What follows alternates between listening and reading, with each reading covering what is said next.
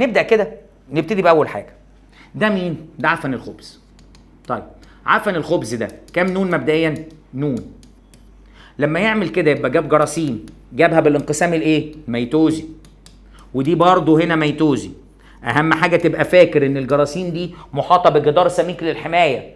اهم حاجه تبقى فاكر ان التكاثر بالجراثيم هو اهم وافضل صور التكاثر اللاجنسي. تمام. رسمه تانية تحتيها اهو برضه للجراثيم، دي اسمها اشباه جذور.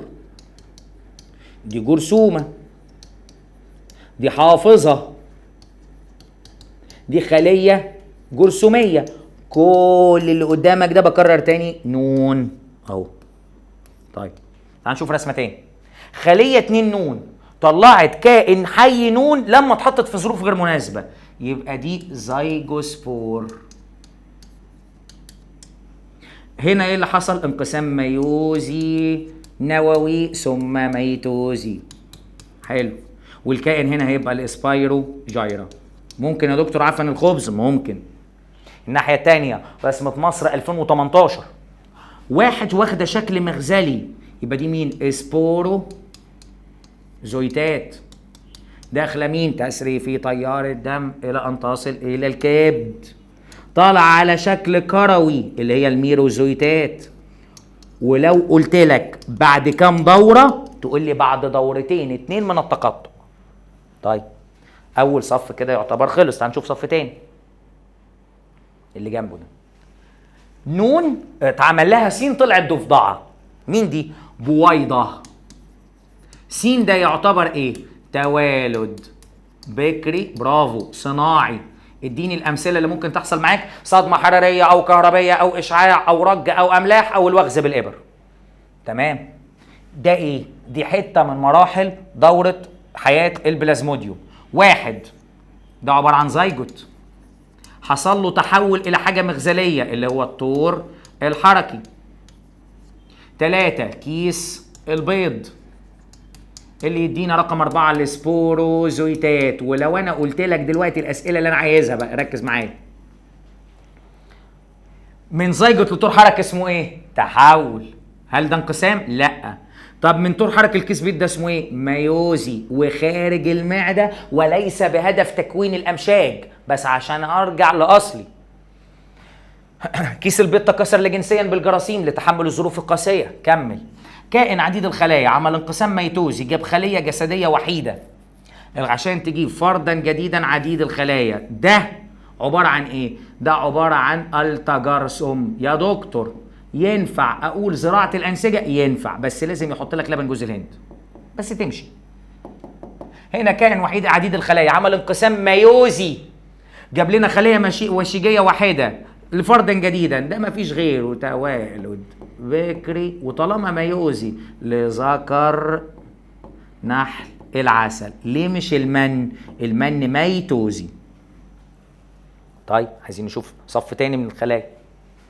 تعال نشوف اللي جاي. لو جينا نمسك هنا الحته دي س وصاد. س ده انتقال السابحات المهدبه من الطور المشيجي لنفس الطور المشيجي، لكن هنا الطور مشيجي اخر، يبقى دي ثبات وراثي او تنوع ضئيل، لكن دي تنوع وراثي كبير. تحتيها الاقتران الجانبي، وتحتيها السبحات المهدبه وهي داخله الارشيجونيا. يعني اقدر اقول ان الحته دي الطور المشيجي للفوجير. ايه وجه التشابه بينهم؟ كلاهما تكاثر جنسي في فرد واحد، كلاهما غير مكلف بيولوجيا، كلاهما يؤدي الى التنوع ضئيل او الثبات الوراثي. تمام. هنا شكل سبورو زويتات، عرفت منين؟ بغزليه الشكل. دي شكل ميرو زويتات، عرفت منين؟ كرويه الشكل. مركز. هنا شكل البثرات اللي داخلها الحوافظ الجرثوميه، لكن هنا شكل الانسيريديا والارشيجونيا، كلاهما بينهم وجه تشابه ان الاتنين دول فيهم تراكيب تكاثريه، بس واحد تراكيب تكاثريه لا جنسيه، الثانيه جنسيه. نفس الكلام هنا، هي نفس الرسمه دي، بس دي معمول لها زوم عندي. لما اقول لك ان دي مراحل دورة حياة البتاع ده البلازموديوم الملاريا، واسألك على رقم 2 ماذا يمثل، ورقم 2 معمول له سهم كده وسهم كده. مين رقم 2؟ ده له مساران، إذا رقم 2 ده ميروزويتات، ممكن يحصل لها تحول وممكن تصاب كرات دم حمراء جديدة، ولازم تبقى عارف شكل الميروزويتات من غير ما يقول لك يا أخي كروية الشكل، طب مش مرسومة، الوحيدة اللي لها مساران. كمل. هنا منظر التكاثر الجنسي بعفن الخبز بالاقتران، في ناس مش عارفه ان عفن الخبز بيعمل اقتران، ادي رسمته. اللي بعديها دي رسمه التبرعم في الخميره ولكن تكوين المستعمره، في ناس مش عارفه شكل المستعمره. ركز هنا اللي جنبيها دي برضو، دي عباره عن دوره حياه بلازموديوم الملاريا. هنا دخلت كرة الدم الحمراء، عملت عدة دورات، طلعت كتير.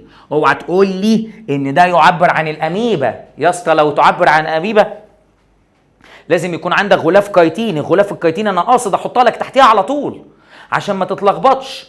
هنا منظر الغلاف الكايتيني اللي حوالين الاميبا لما يبقى في ظروف مش مناسبة. تمام. كائن خلية 2 نون وسط غذائي مناسب طلع فردا جديدا، يبقى ده مين؟ ده زراعة الأنسجة. وهنا بيتكلم على الوسط الغذائي المناسب اللي هو لبن جوز الهند لاحتوائه على الهرمونات النباتية العناصر الغذائية. خلية نون وركز عندها جدار سميك، اتحطت في ظروف مناسبة طلعت لنا كائن حي نون. مين دي؟ الخلية النون اللي تطلع كائن حي نون لما تبقى في ظروف مناسبة، ده فطر، عفن، الخبز، واللي فوق خالص دي عبارة عن الجرثومة. الحتة اللي جاية دي كلها انشطار ثنائي، باراميسيوم، يوجلينا، يوجلينا برضو. هنا دي حتة التجدد اللي في البلاناريا. ركز، كل اللي قدامك ده ما فيهوش تحمل ظروف قاسية، الوحيدة اللي فيها تحمل ظروف قاسية الغلاف الكايتيني. دي رسمة السنة اللي فاتت وكانت بنعمة ربنا موجودة في المذكرة، بس اللي خد باله. ركز بقى معايا. هنا ده انشطار ثنائي بتاع باراميسيوم، وده انشطار ثنائي بتاع اميبا، وده انشطار ثنائي بتاع بكتيريا. ده ايه؟ ده غلاف كايتيني حول الاميبا. يا ريت نركز. هنا هتلاقي هنا في الحته دي اقتران سلمي، لكن هنا في الحته دي ده اقتران جانبي. تعرف منين السلمي من الجانبي؟ الجانبي تلاقي فيه بالتناوب، واحده فاضيه الثانيه مليانه، واحده فاضيه الثانيه مليانه، لكن السلمي تلاقي حته فاضيه على بعضيها كده. شايف الفرق؟ يبقى ايه اللي بيعبر عنه هذا الخيط؟ هاجر لخيط اخر. هنا حته من دوره حياه بلازموديوم الملاريا، لو عايزين نتكلم عنها هتبتدي تقول لي ان مين رقم واحد؟ رقم واحد دي عباره عن الميروزويتات، دخلت جوه كرات الدم الحمراء، ابتدت تتحول الى الاطوار المشيجيه. رقم 2 دي لو هكتب عليها حاجه تكتب تحول. ركز، اللي جايه في غايه الاهميه دي انقسام، حصل تضاعف، بعد كده حصل انقسام تاني. الله الله الله، ده ايه ده يا دكتور؟ ده انا يا ريته حصل تضاعف، ده انا كنت اكس بقيت 2 اكس، وبعد كده بقيت 4 اكس. الحته الاولانيه دي اخصاب. ركز، اداني الزيجوت، الزيجوت ظل ساكنا حتى تحسنت الظروف، حصل انقسام ميوزي اول ثم ميوزي تاني، يبقى ميوزي ثم ميتوزي ميتوزي ميتوزي ميتوزي ميتوزي. عارف ده ايه؟ تكاثر الاقتران في الاسبايروجيرا ثم تحسن الظروف. صعبة جدا جدا جدا، لان هنا انا ما ابتديتش من هنا، لا انا ابتديت من حتة الاخصاب اللي في الاول. يا ريت تركز، الفيتالوج المرة دي مرعب. انا هنا حاطط لك الرسومات اللي انا كنت شغال منها عشان ما تقوليش يا دكتور هي دي انت كنت حاططها لنا من المذكرة القديمة وهي مش موجودة في المذكرة الجديدة. دي المذكرة القديمة والجديدة وكتاب المدرسة. دي رسمة كتاب المدرسة، دورة حياة الفوجير ودورة حياة البلازموديوم. طيب دورة حياة الفوجير بس والله ابيض واسود. ده مين؟ ده تورجرسوم. طيب اداني مين؟ اداني جراثيم. طب اداها لي ازاي؟ بالانقسام الميوزي. قلت لك دي الجراثيم الوحيدة اللي تنتج ميوزي. عملت ايه هنا؟ عملت انقسام ميتوزي. طب هو بالساهل كده؟ لا طبعا لازم ماء. لازم درجه حراره ملائمه. اداني مين؟ الطور الجرثومي. لا هنا يبقى المشيجي بقى، العكس. طالما ان ده جرثومي يبقى ده مشيجي. عمل لنا انقسام ميتوزي عشان يجيب لنا السبحات المهدبه والارشيجونيا. العمليه س اسمها عمليه الاخصاب. طبعا اللي هيتكون هنا الزيجوت اللي ينقسم ميتوزيا. السؤال ده تكاثر جنسي بيتم بكام فرد؟ فرد واحد. ثبات وراثي ولا تنوع وراثي؟ تنوع ضئيل او ثبات. المخطط بتاع دوره التكاثر الملكه، ادي الملكه معاك اهي، طلعت بويضات اللي ما اتخصبتش وطلعت البويضات اللي اتخصبت. اللي ما اتخصبتش ادت ذكر نحل العسل، اللي اتخصبت مع حيوان منوي جاي من انقسام ميتوزي لذكر نحل العسل، طلع لنا الزيجوت. الزيجوت في اي حته يدي ايه؟ ذكور واناث. هنا يدي ملكات وشغالات. اخر رسمه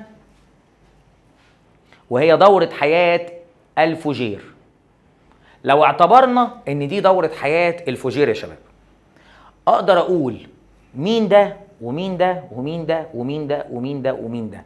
انا هغششك حاجه ومنها تبتدي تكمل. ده طلع 4، يعني عمل انقسام ايه؟ ميوزي. يبقى ده طور ايه؟ جرثومي. اذا ده طور ايه؟ مشيجي. اعتقد ان انت كده تعرف تكملها، صح؟ يبقى معنى كده ان دي ايه ودي ايه ودي ايه ودي إيه. كملها ومستنيك تبعت لي. قشطه يا ريس. اتمنى يا رب تكون المراجعه ماشيه معاك تمام التمام، ونتقابل على خير في الحصص اللي جايه. باي باي، سلام.